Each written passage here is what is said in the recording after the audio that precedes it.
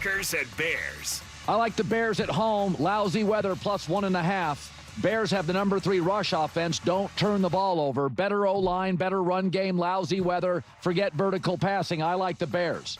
Their offensive line, I think it's way better than people get. PFF has it at number 3. They've won 2 of the last 3 games against Green Bay. Caleb Williams, 5 TDs and a pick. And that pick was end zone late in the game trying to make a play. The Packers are on a 4-game losing streak heading into the playoffs. They've lost 4 of their last 5 playoff games. 30th ranked total defense. Since Micah Parsons has left, I'm sorry, it's not the same defense. Caleb's going to be comfortable with a better run game. I like the Bears. Take the points to win 27-24.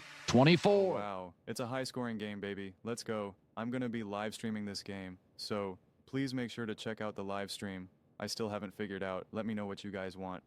If you want the live stream to look like this, where it's, you know, looks like a regular YouTube video, or you want the vertical way, the way how I had been doing it, I'd really appreciate your guys' thoughts on that one.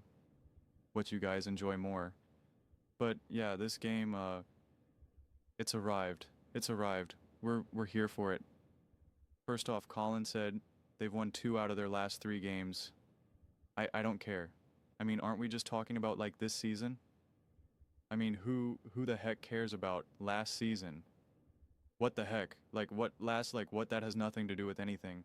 I literally only care about what's been going on with both these teams, quite frankly, over these last few weeks. It's the only thing that matters to me at this point now that we made the playoffs and I was the king throughout the whole course of the season, being like, let's just focus on today. Let's just focus on today. Let's just focus on today. And like at this point now, I'm like, I truly only care. H, how have you looked over these last few weeks and now going into the playoffs? I don't care what happened in week 7. I don't care about what happened last year. Like I don't care about the history. I don't care about any of this stuff. It's like, how have you been playing right now? And the only way that history kind of comes into play here is more of the sense of like the rallying cry that both these teams are going to do right now. The Bears are going to be like, this is a team that has controlled, you know, the NFC North for years. Like, our time is now, blah, blah, blah, blah, right? Like, you're going to get that rallying cry. We're not going to lose to the Green Bay Packers at home, etc. And on the other side, the Green Bay Packers are going to be like, we're not going to lose to the Chicago Bears in the playoffs. We own them. We run this. We've done it for decades. We are the Green Bay Packers.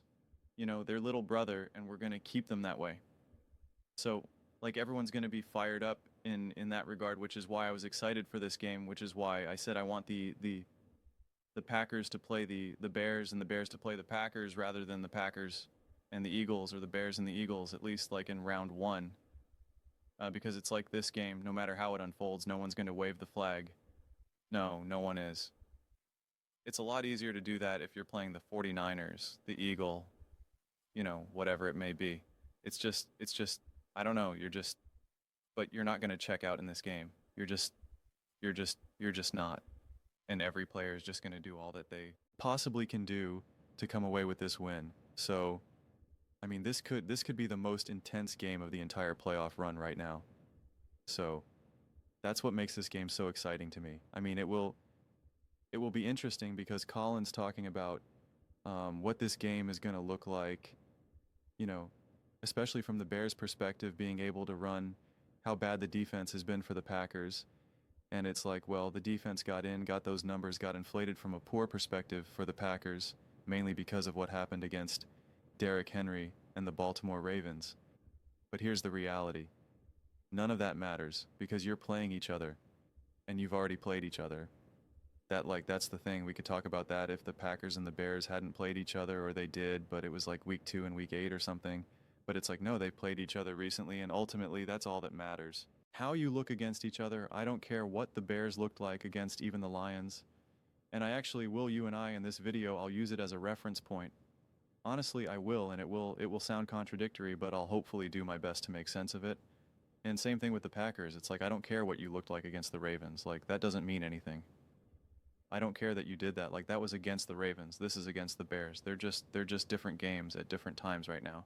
And so this game alone is already, the data is going to be kind of twisted a little bit because of how it unfolded. Um, Caleb Williams' numbers, like, look pretty good, but, like, this didn't look like this for the first 3 quarters necessarily.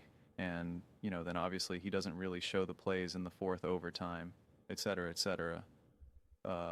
We had a crazy game where Jordan Love was playing pretty well, actually. Like, his box score won't show that because he didn't do anywhere close to being enough. But, like, he was comfortable. There was no reason to think that Jordan Love was en route to having a bad game, ultimately, is what I'm trying to say. But then Malik Willis gets thrown in there and he plays unbelievable. I mean, he played absolutely positively unbelievable. But obviously it didn't go their way, and they were able to run the ball like crazy. 44 carries, 192 yards. And again, the Bears were able to run really well as well. 26 carries, 150 yards. And this was obviously specifically without Micah. This game obviously we could look at too, but I think this game was also largely a toss-up. And I think Caleb Williams actually did play well. He obviously had that interception, but just is what it is. But where Bears were able to run 32 carries, 138 yards, 26 carries, 117 yards. So both teams can run against each other. And I don't know what the weather is officially going to be like, or how healthy is Josh Jacobs in this moment of time. What Jordan Love's going to be looking to do. But yeah, from like a mobility standpoint and protecting his head more than anything. But yeah, I mean, the weather in Chicago, it'll be kind of windy. 15 to 17 miles per hour. I think that's kind of windy. I think we'll see the flags on the poles moving around. Precipitation. I know it shows a little snowflake there, but it doesn't really look like that's really going to happen earlier. 65% chance, but it seems like by the game time it's not really going to be a thing as much. And yeah, the temperature will be in the 30s, so seems like it'll be cold, a little windy. So I don't know. It seems like probably it won't feel much different than what we've seen when these guys were playing each other, really, both, Green Bay and Chicago. So it wouldn't surprise me if we do get similar game plans, similar attacks here. But I mean, yeah, playing each other 3 times is always tough. It's always a thing that we've consistently seen in the NFL. So, and like I've said, when you're 2 divisional teams playing each other in the playoffs, like that to me is just the ultimate, have at it, because no team wants to lose. No, you're fighting more to not lose than to win. And in a lot of ways, sometimes people kind of twist those things where it's like, oh, you're playing not to lose, but you need to play to win. And it's like, yeah, I understand that from like a coaching and like a game plan perspective, but the players, the motivation is like, don't want to lose. We're not going to lose. We're not going to, like, it's going to be like not going to lose, like not, like just you don't want to lose. You're going to run away from losing more than you're trying to run towards a win. Just in terms of what's motivating you in that moment. But listen, it's 2 pieces of the same coin, because you don't want to lose and you want to beat them. So it's, it is what it is. But for me, it's just like, I will not lose to this team. And then I also really want that satisfaction of beating them. So, this game is just going to be so fun. That's why I definitely want to live stream it. But I mean, yeah, predictions at this point seem, like, what's the point from my viewpoint, because we're right here. And yeah, so much of it depends on the quality of play that the Green Bay Packers can deliver.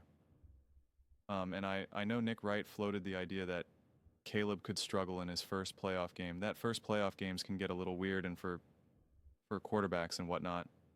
And like, yeah, I get that, but like, he's not a rookie, and he does have Ben Johnson, and they are going to look to run the ball. And the reality too is with the Packers defense, if the Bears show that they can run, that the Packers can't stop the run, I do think that you're just going to get a lot of run and layups. Run and layups, run and layups, run and layups. Like, Ben Johnson is not looking to send any messages with Caleb Williams. Doesn't say that he's going to baby Caleb Williams, or that he's not going to have him take shots and let him be him. But I think also with Caleb, he can also use his legs very well, obviously. And I just think that when we look at some of these other quarterbacks and their first ever playoff games, so much of that is going, a lot of that data that people use as a reference point for my viewpoint is so skewed towards quarterbacks who are just going to be a lot more traditional pocket passers as well as rookies. Not a good team inexperience like all around. Whereas I just don't know if that's the case with the Chicago Bears in this moment of time and with Caleb. And I think in any of these moments when it's kind of just like, oh man, things in this immediate moment of a play, like things are, oh man, this is not how he drew it up. Caleb has the ability with his legs that, in a way that if it's the first ever playoff game for trying to think of a current quarterback right now, let's just use ones that we know like Jared Goff or something. Yeah, he's going to be potentially much more at the mercy of everything kind of going correctly, whereas I don't think Caleb needs that. Now, it doesn't mean that Caleb did that means that it now automatically puts him in a situation to light up the scoreboard, but in the box score, the stat sheet.